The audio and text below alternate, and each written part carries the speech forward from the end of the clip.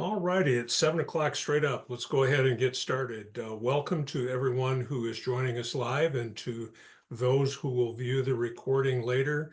Thank you for your attendance as well. We're heading into week 9. Here we are already. You know, this journey began in late July, early August, and we've worked really hard at it. To those who have been regular members of our study group, thank you for your attention and your follow through. Football seems like it's a short season, at least the regular season, and unless you end up at Ford Field, it still is quite short. So that should be a goal for everyone to someday work at Ford Field. It's a great experience. All right, so as we head into week 9, the word that I would toss out there is concentration. It's the end of the season for a lot of kids. This is the last football game they'll ever play. In some cases, this will be the end of the line for coaches. There's a lot on the line. For some of us, this may be your last game of it, if not the season, and perhaps your career. So let's just not have any regrets. Let's make sure that we are proud of everything that we accomplish in week 9 and not walk away with some form of a regret that we did or didn't do something that we wish would have been different. Okay, so as is our normal case, we're going to move quickly through these clips. In many cases, we won't even go all the way through the clip. It's there for a specific reason as a reminder or just a heads up about something. So if there is a question or you would like to have further information on a particular topic, please use the chat and Gregor will monitor that for us. All right, this first clip is just going to be a reminder of the fact that we have to be very, very alert all the way through until we get players separated. Now, what we're going to get in this particular case is a play that looks like it's a pretty standard out of bounds play that goes towards the sideline. But if you go back to the first view, everything is great until the second act, which is a shove. You're going to see that the player is clearly out of bounds, has given up, and the defender decides to give one more shot, which takes him off of his feet. And we have used that throughout the season as the guy that goes down is the runner. The 76 that remains on his feet is a lineman who's also out of bounds, or 72. Anyway, this is a foul, a second act, and something that we need to get regardless of when it happens in the game. This happened early in the second quarter. We have to treat these things as game control situations and get a marker down. All right, next clip is just a reminder on PATs. Now, this was a 5-person game, but you've got a player in the middle that we certainly could have fouled for either leaping or perhaps leverage. Without a close-up shot, it's difficult to be able to tell you exactly how he got to this spot, but he should not be going over linemen in such a way like that. You can see that he's going between the gap, but he's also using an opponent for leverage to get additional height. So this is something that we can prevent in their side judges and umpires. Make sure you're talking to the players. Hey, no leaping. Don't use anyone to gain additional height. If they get through a gap, so be it. But just remind them and let them know that we're watching. All right, next clip. A reminder about intentional grounding mechanics. What we're going to get here in the end zone view will show the tackle box, but the quarterback is going to get outside of the tackle box and then is going to throw a pass beyond the line of scrimmage out of bounds. Pretty standard stuff, but if you look at the tackle box, you can see he gets just outside of where that box would be, and the pass clearly gets across the line of scrimmage. Remember that we're not going to nitpick. If he gets close to being out of the tackle box, we're going to recognize that as a legal act and not penalize the offense or the quarterback for grounding. Remember, this is a crew call. This may involve the short wing and perhaps even the deep wing. particularly the deep wing, if the quarterback does not get outside of the tackle box in terms of the information relative to having an eligible receiver in the area. So we can't check out on that, and we can't assume that the referee has all of the information. We need to make sure either with O2O or direct communication that we're bringing the essential information to the referee so that a decision can be made. In this particular case, incomplete pass is the correct ruling. All right, the final clip from West Michigan is just a really, really good reminder on the PAT. You can see that the back judge would be, as we look at it, the left upright. He's got a thumbs down that he's got 12 in the game for the defense. And we won't take the time to go to the end zone view. Just trust me, there were 12 players in formation. And when the snap was imminent, he did the right thing, shut the game down. We penalized 5 yards illegal substitution rather than illegal participation, which of course would give Team A the option of enforcing that half the distance to the goal and attempting a 2-point conversion. This would not be a carryover foul to the succeeding kickoff. So good alert by the back judge. All right, let's transition now to referee U.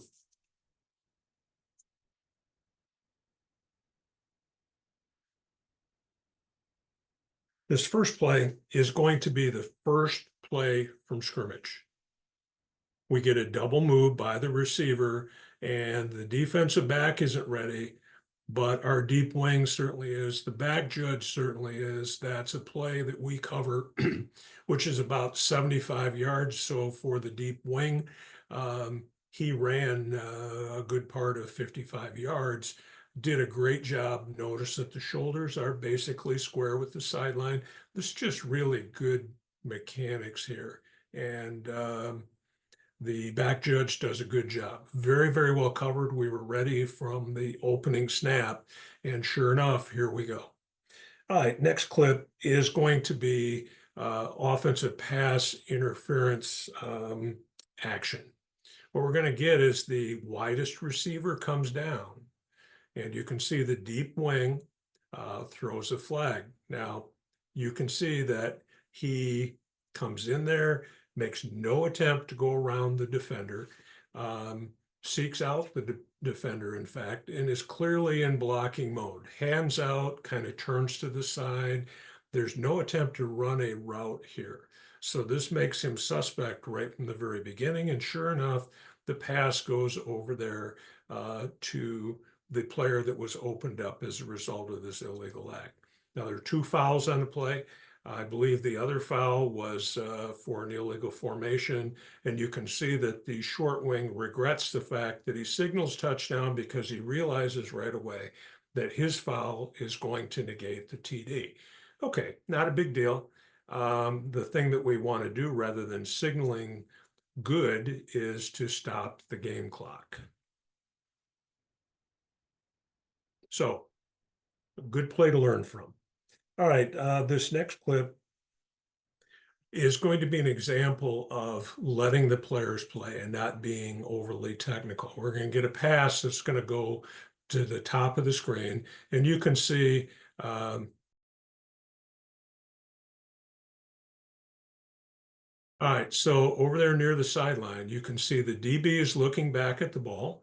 The receiver is looking back at the ball, and we're going to get some contact. Everything is equal there.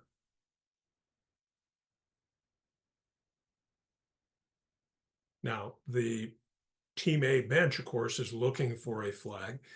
They wouldn't be looking for a flag if the offense and the defense were flipped here. This is just a good play, something that we don't want to be overly technical about. In this particular case, it involves an intercepted pass, but clearly good play by both players, and we end up with an interception. All right, next clip. What we're going to get here is really a good reaction to the depth of the punt. Now it's a little shorter, it didn't get real high, which added to the depth of the kick, but nonetheless, Our deep three reacted, as did the kick returner, in terms of giving ground so that we remained approximately 7 yards behind the kick returner. Good work here by our deep three. That's what we want to see on every punt, is that we're reading the ball off of the foot of the kicker so that we keep the appropriate cushion behind the kick returner, not only while he's fielding the ball, but also as the return takes place, remembering that number one, we can see our blocking angles better, but secondly, there's always the possibility that the kick returner will reverse his field, and now all of a sudden everything will change. So regardless of which side of the field you are on, it's important that your cushion be correct, and you officiate it accordingly. All right, next clip. This is going to be a great example of one of the DPI categories. This is going to be the classic hook and turn. What you're going to see here is that the defender grabs the receiver, widest receiver, grabs him around the waist, spins him, and then is able to actually play the ball. Now, in this particular case, the ball was tipped at the line of scrimmage. So we ended up picking up this flag because of touching by Team B. But the back judge does not know that. And this is proper mechanics for the back judge. Even if there's a suspicion that there is a tip, go ahead, throw your flag. We'll come in and get it straightened out. Good job by the crew. Number one, back judge recognizing the foul. And number two, the conversation that took place with the flag pickup and a good announcement by the referee, which would be something to the effect, there's no foul for defensive interference. The pass was touched behind the line of scrimmage. Second down, or whatever the down happens to be. All right, the last clip in this group will be a good teaching point on two levels. First of all, good job by our deep wing at the bottom of the screen. Very patient. You can see he is at goal line extended, about where the limit line would be. He's behind the white with the goal line right where he needs to be. And he's in position to see not only the two players contesting for the ball, but also the fact that the receiver does not survive the ground, and we end up with a very simple incomplete pass. So well done by our deep wing. Now, the other teaching point here is that the receiver on the outside got contact right away from the defensive back. So he is fighting off of that. Now, had there been contact by the widest receiver with a defensive back under these terms, we would excuse that contact because we would, by philosophy, deem that the contact was because of the contact from the defensive back initiating it. But here, the defensive back slides by him, doesn't appear that there was any contact at all. He's not playing the ball, but remember, not playing the ball is not a DPI category. We have to have a factor such as early contact, hook and turn, grab and restrict, something else that creates the foul. So in this particular case, just really well done all the way around. All right, so now let's go to MHSAA officials. And by the way, I should mention, thanks to everyone who contributes clips. It's very, very helpful, and it also helps us get representation from around the state in terms of where games are being played. This first clip is going to be from the Grand Blanc at Davison game. This is a local rivalry game. They go at it hot and heavy every year. Now, what we have here is that the runner quarterback is going to go into a slide. Now, this is a relatively new development in high school football. So it's understandable why it's not necessarily well understood by our officials. But what we want to do is when the quarterback begins to give himself up. When he drops his hips, that's where we want to recognize this as forward progress. So right there is when he starts to drop the hips. So somewhere around the 30 to the 31-yard line is where we want to spot this ball. Now, this might be most helpful if we have cross-field mechanics coming from the other side of the field that can help I believe, let's see, this is 195. So it's late in the game. So this is probably the line judge at the top of the screen by high school mechanics. So it may be that the H would be in the best position to see when these hips drop. But we need to collaborate and make sure that we don't give him the benefit putting the ball at the 33 or even 32 because you can't have it both ways. If you're giving yourself up and you expect to be protected, then you're down where you begin to give yourself up. So in this particular case, the correct spot would be somewhere around the 31, which you will notice is short of the line to gain. Whoops, sorry, wrong line. He did make the line to gain. So something to learn from, something to talk about within your crews as we head into week 9. All right, second play. What we're going to get here is a technically correct call. You can see that the defensive back, it's the player that I believe comes from the tight end position. He gets, and actually the player that gets spun around is the defensive player. The receiver runs right through it. Now, there are two reasons why we don't want to have a foul here. Yes, it looks bad, but he does not take anything away from him. But the other reason why that we don't want this is that the quarterback is now into a posture where he's starting to run. All right. So that's one, if we look back at the quarterback, and particularly if we follow this, we've talked repeatedly beginning in the summer that to have a quality foul, you need to have something that's visible. Okay. That would be visible. Something that is material. Well, that's doubtful that that is material because he really didn't do anything to the player that affected speed or balance. And then the third piece is that does it take something away from the receiver? And in this particular case, it does not. So this is something we want to avoid. This is something, it's one of those fouls that is marginal at best, and we want to stay off of.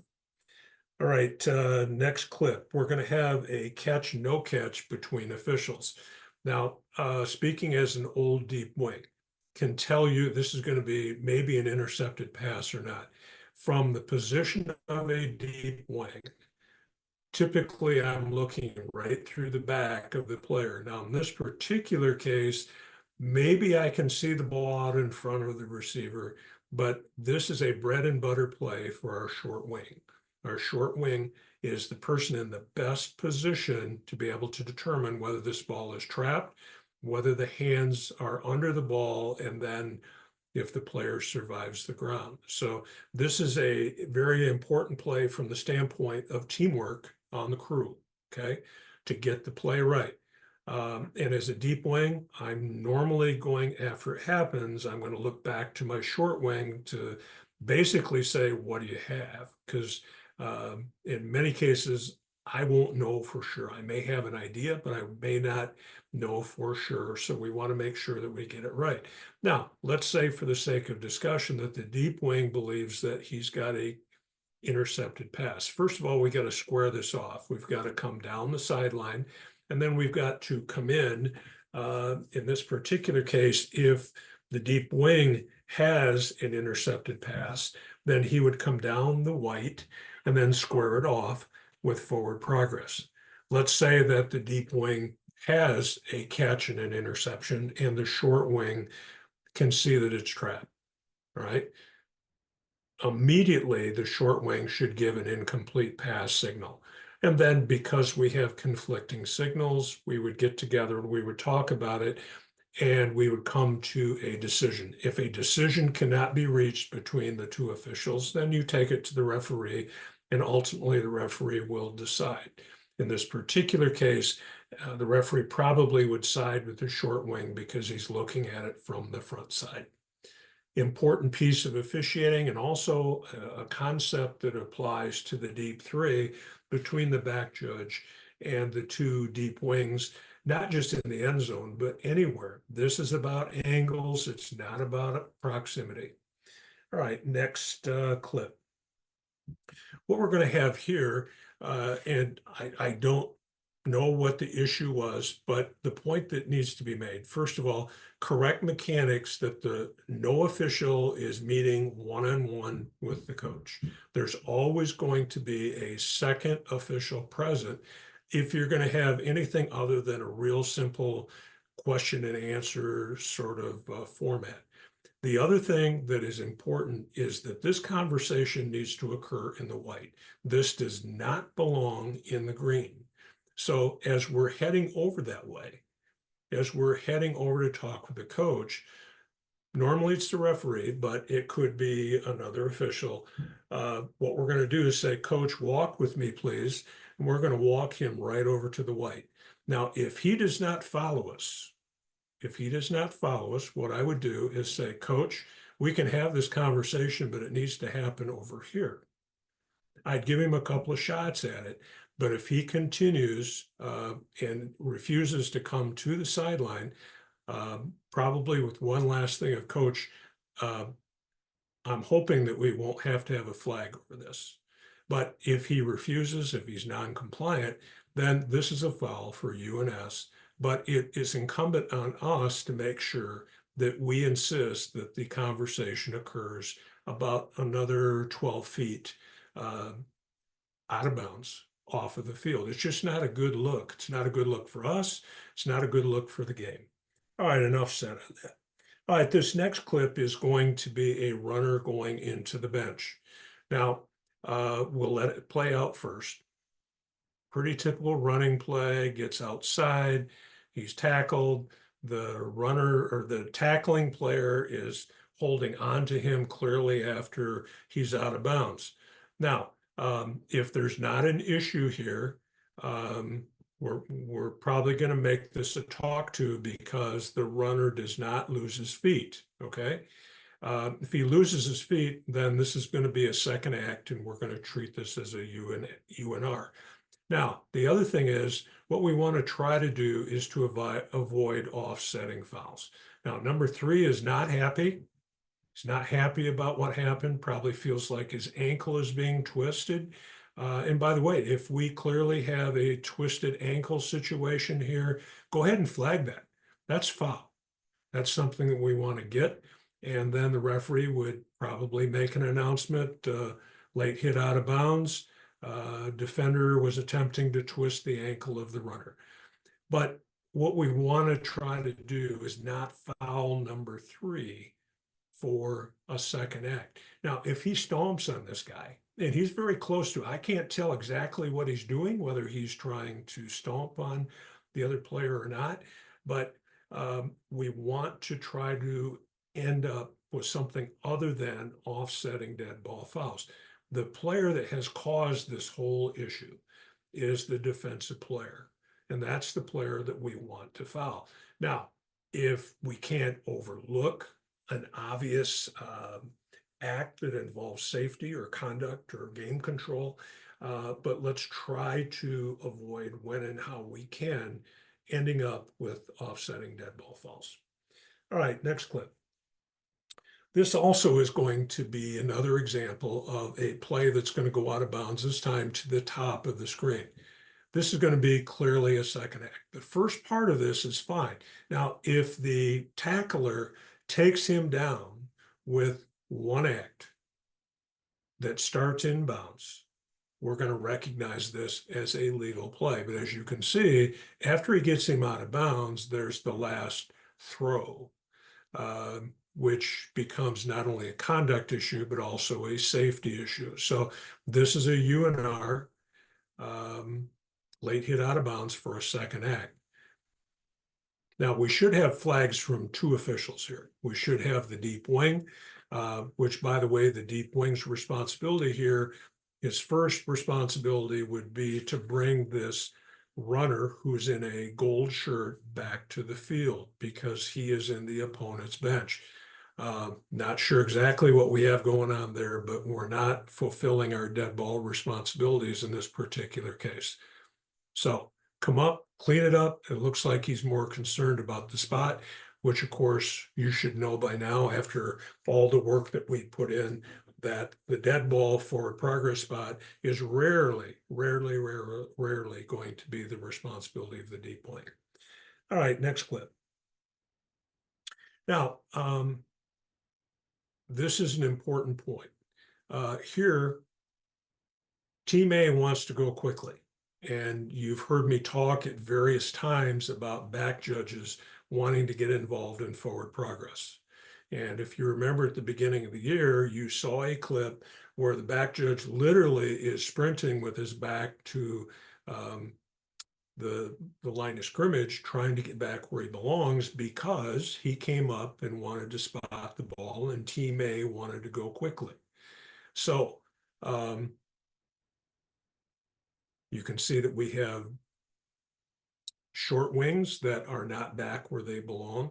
When we are in a time crunch situation, we have to be talking to each other.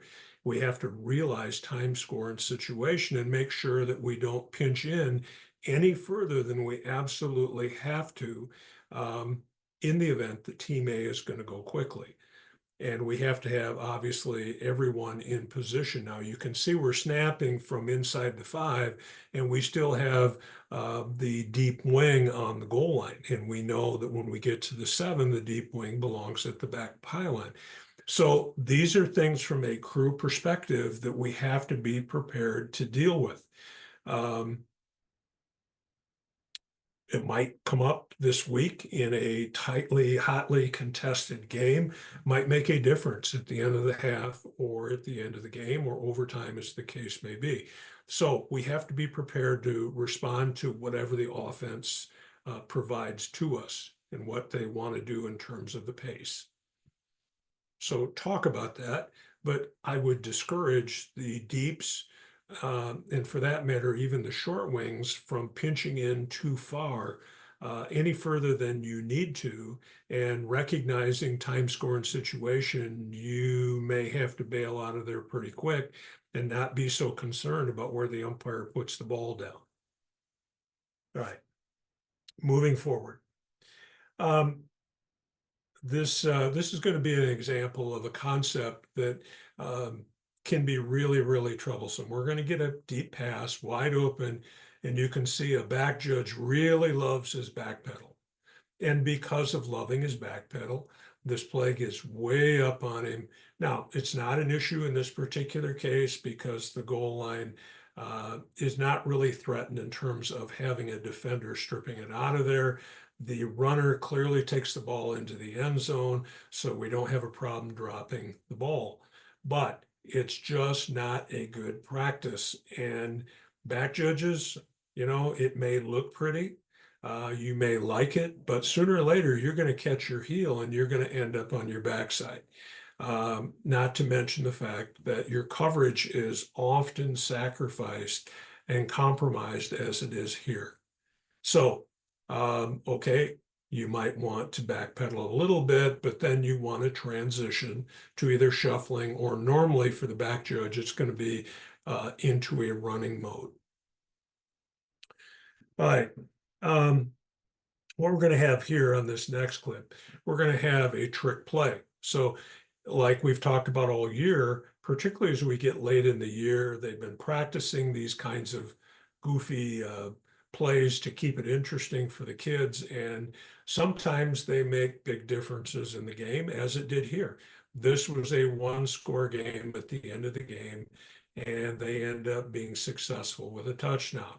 Now, so there are 2 points here. First of all, we've got to be alert for unusual or trick plays, realizing that on a trick play, the standard is as high as it possibly can. The formation, everything has to be perfect. Anything short of perfect, we're going to create a foul. Now, the other point that you probably noticed is that we're going to get players from the sideline that come down there in a celebration sort of mode. First of all, deep wing, don't give up the goal line, back up if you need to. But you've got players that are off of the bench. What we need to see is that and you can see that some of these players are coming in the game for the PAT, but I think you can see some are turning around and going back to the bench because they know they don't belong there and they're not involved in the succeeding play, which would be the PAT. See 74, you can see him right at the edge of the screen. It's kind of like, I don't think really this is a good place for me to be. This is a foul. This is a UNS, which would give Team B the option of enforcing it on the PAT, which could be huge in a close game, or having the foul enforced on the succeeding kickoff. But we have to be alert to that. That's a crew responsibility. The short wing, not sure what else we had going on there. He seems to recognize that we had some players off of the bench, and we should have had a flag down for UNS. All right, next clip.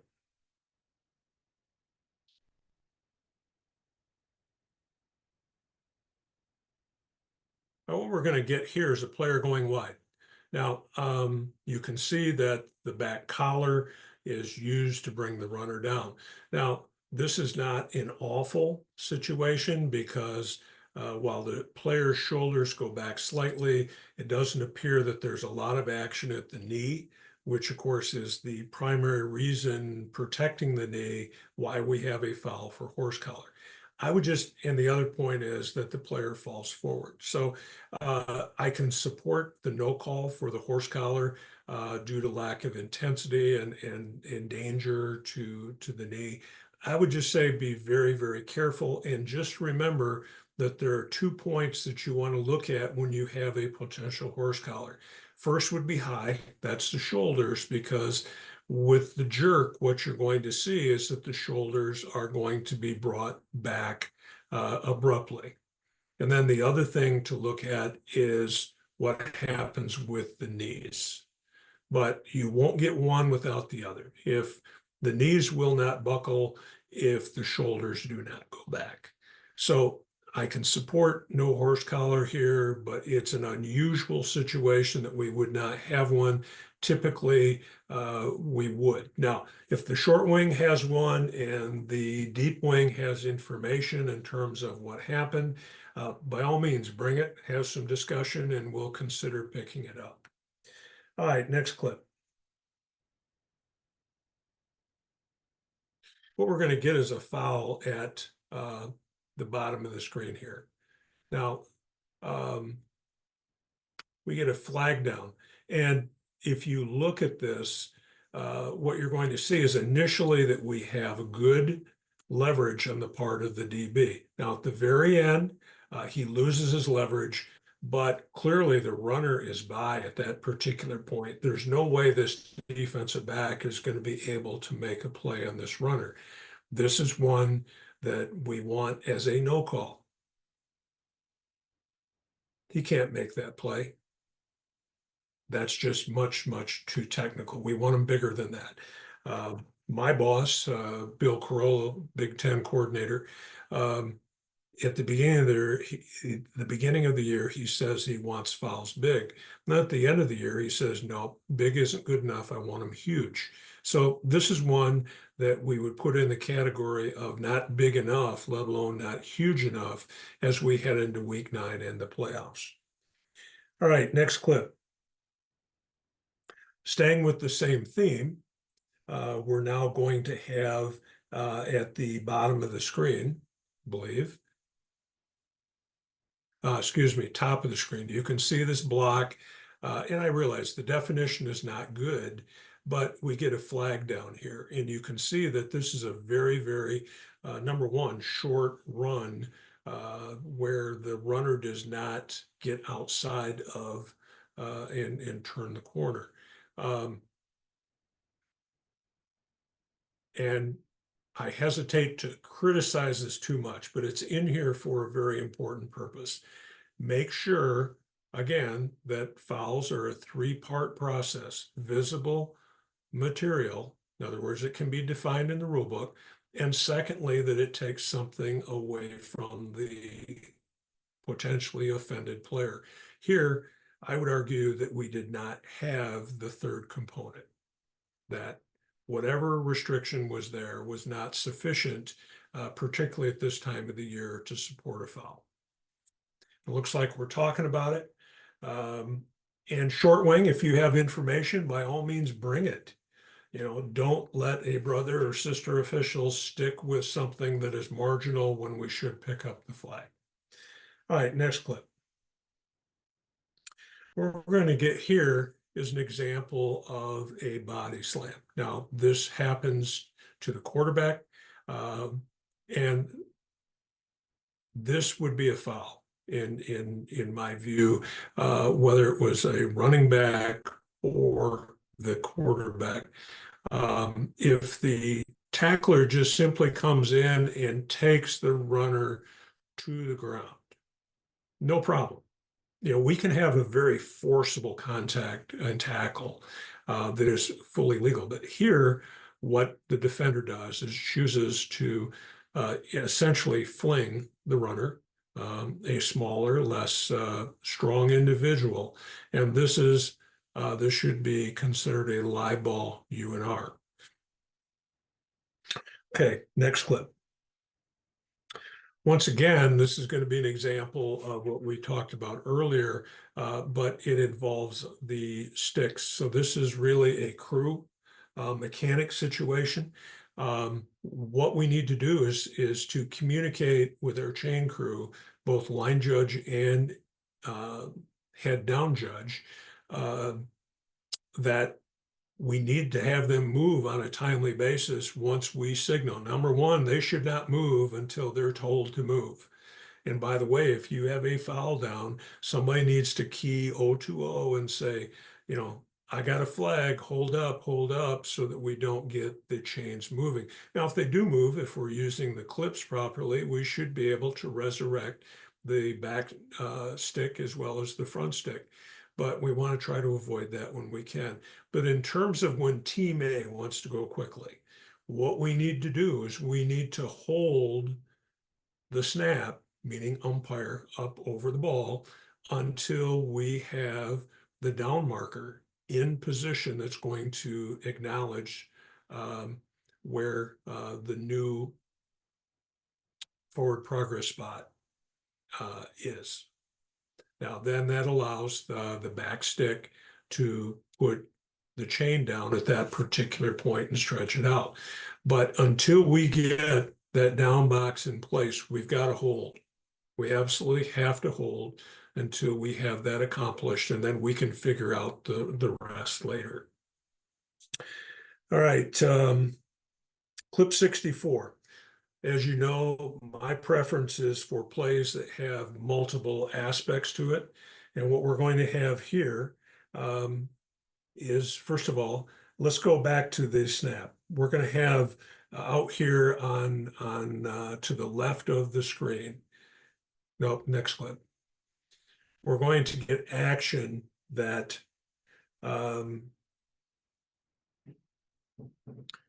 could be judged as being OPI. But if you let it run, what you're going to see is that the defensive back comes up, confronts the receiver. The receiver is not in blocking mode, continues to run his pattern. So we would recognize that as the responsibility of the linebacker and not as an act of OPI. The other part of this is an unusual situation where we have potentially a catch, no catch situation. Now, rarely does the referee get involved in catch, no catch. But regardless of where it happens on the field, the standard for catch, no catch is identical. And it applies equally to offense and defense. It applies equally to recovering a fumble, backward pass, any aspect of a loose ball. What we need to have is firm control first and foremost. If we don't have time with firm control to bring the ball into the body, that is not yet firm control.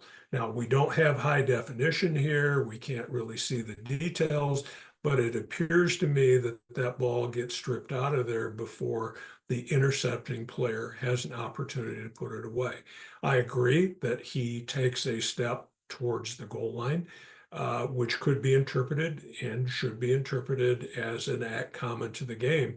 But remember, for a catch, or in this case, an interception, you have to have both parts. You have to have firm control and something common to the game. This ball comes out very, very quickly. And again, without high definition and an end zone view, it appears to me that this would be a situation we want to make an incomplete pass. All right, clip 37. We're going to see some really, really good mechanics by our back judge. Now you can see our back judge is right on the end line.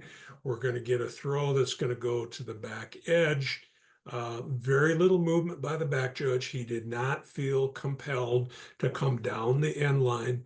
Distance is our friend. We can see this play just as well from the middle of the field, if not better, than we can by making this call on the run, trying to get down there to be, right on top of the play.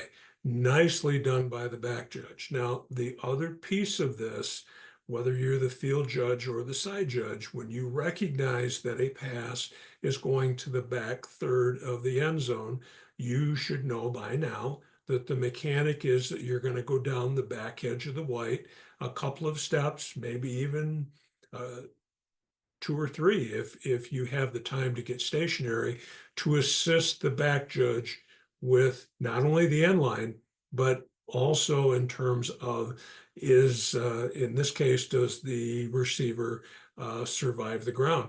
If the receiver had fallen away from the back judge, it would be critical that our deep wing be able to provide input to the back judge in terms of, yes, the process was completed. And then and only then should we have a signal by both of the officials. Here we're signaling touchdown as the deep wing from the goal line, and really don't have call or support for being able to make that judgment from that position. Good work by the back judge. And by the way, as a matter of catch, no catch, we have 3 parts to this particular play. We have firm control. We have doing something common to the game, but the third piece here is the player is going to the ground. So therefore the player must survive the ground. And we're going to have a play coming up here shortly where that does not happen. All right, we're going to have 2 elements to this next play. We're going to have a potential DPI, which that's the obvious one at the top of the screen. The timing is really good here. We have 2 athletes contesting for a ball, just a good, solid incomplete. Now, at the bottom of the screen, you can see that this player comes down in blocking mode, number 13. Now, the timing of this is close enough that we're not going to recognize this as a foul because there's really not a lot of advantage that he gained over 17. This would be a great talk to, however, because this gets very, very close to the same third of the field where this pass goes, all right? So I can support a no call for DPI, but we need to clean it up by talking with the player to make sure they understand that until that ball, and I wouldn't get into the same third of the field. I wouldn't deal with any of that because they won't understand that. But what they will understand is that until the pass is touched in the field of play, that they are subject to foul if they block while that ball is loose. So a couple of points there, a couple of things that we should be focusing on. Now, if the deep wing at the bottom of the screen is ball watching and immediately goes to the pass and fails to recognize that her or his key is slanting in, we may miss this. We've got to stay with our initial responsibilities, which in this case are completely different for the two deep wings. All right, next clip is going to involve the goal line. Really nice job here by our deep wing. Right on that goal line, back edge of the white. But unfortunately, we walk away. We performed 3/4 of the mechanic perfectly. We're right where we need to be. We're looking right down the goal line, and the runner is stopped short of the line. Now, maybe he moved because the short wing came down so aggressively. That is your spot. You stay there and you come back and you square this off at the 1 yard line. Now, after the play is over, there should be a conversation between the deep wing and the short wing. Remember, you're supposed to stop at the 5. And then we'll communicate in terms of where we're going to put the ball for the succeeding spot. My guess is that this is typically a 5-person crew, that they're working an assignment with 7, and that our short wing forgot the responsibility of the deep wing on this particular play, because he certainly comes up aggressively and then ends up taking the spot. But make sure we talk about those things this week, so that we look sharp at the goal line. All right, last clip of the night. Saved a very, very important concept for our concluding clip. We're going to get a pass that's going to go deep. It's contested. Ball comes out of there. We're signaling touchdown. All right. Now, you should know to have a complete pass that we need all 3 of these elements. Firm control, do something common to the game, and because the player is going to the ground, must survive the ground. That ball comes out as a result of hitting the ground. Now if you'll let it continue to run, we're going to get the back judge that's going to come over.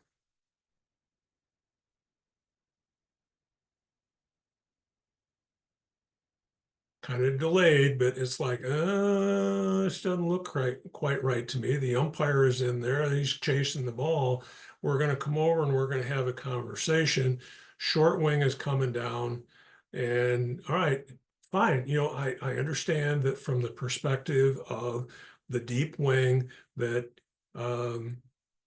it was recognized as being a completed catch, but our responsibility to the crew and frankly to our brother or sister official is to make sure that we get the play right on the field. Even if you're over ruled, which in this particular case, hopefully everyone on the call would recognize that this is an incomplete pass. Did not survive the ground. When in doubt, wipe it out, make this incomplete, and go back and play the next down. I applaud the fact that we went and asked the question, but we have to continue the conversation.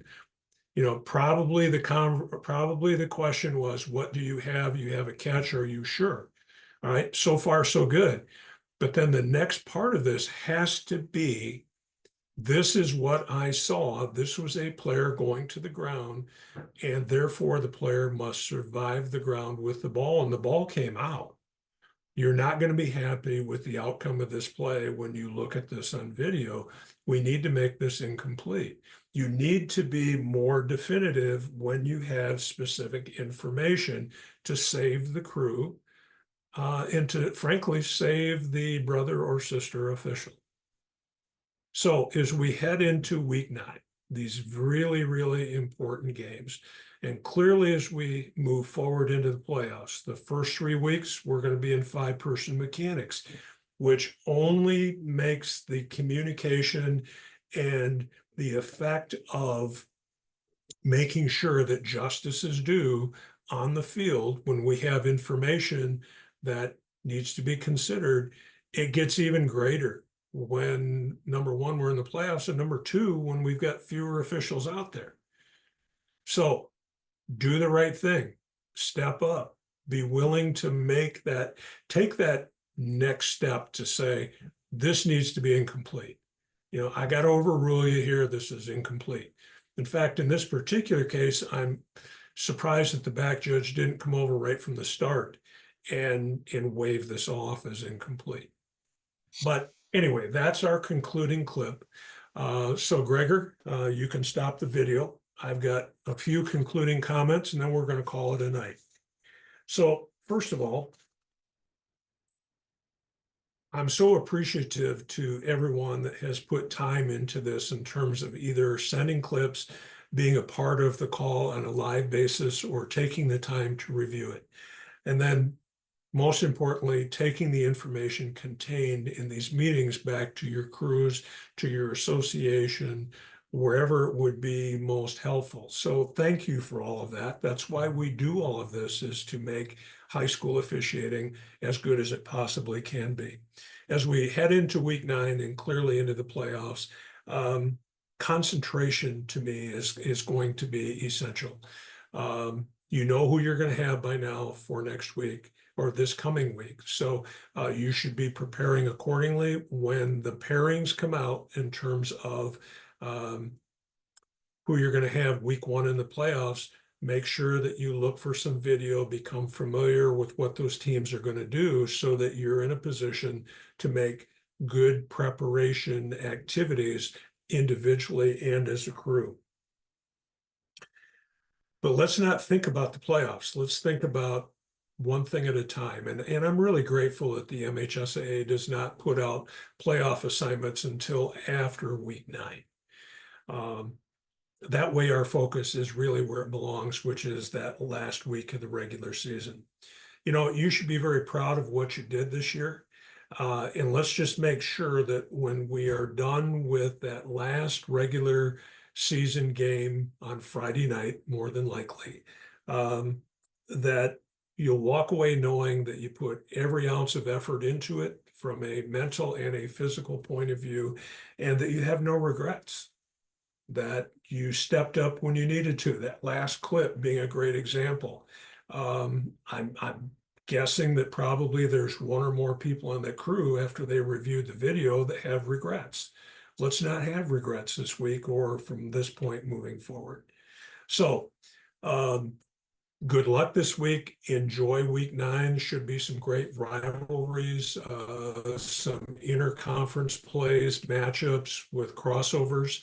But whether you have the championship game between 2 league champs, or you have one that involves teams maybe combined with 2 or 3 victories, make sure that you give it every ounce of effort that you have. And as I say, have no regrets. So the final point for tonight. I've asked Bob Foss to join me for playoff preparation, which will begin 1 week from tonight on October 28th at 7 o'clock. Our focus is going to be on 5-person mechanics. And if you were with us last year, you'll remember that we spent some time on that. It seemed to pay off for us, not just for the back judges that have been working 7 all year, but even for our people that have been working in 5. So if you can make it, please feel free to join us. If not, we will record and send it out. So take care, travel safely.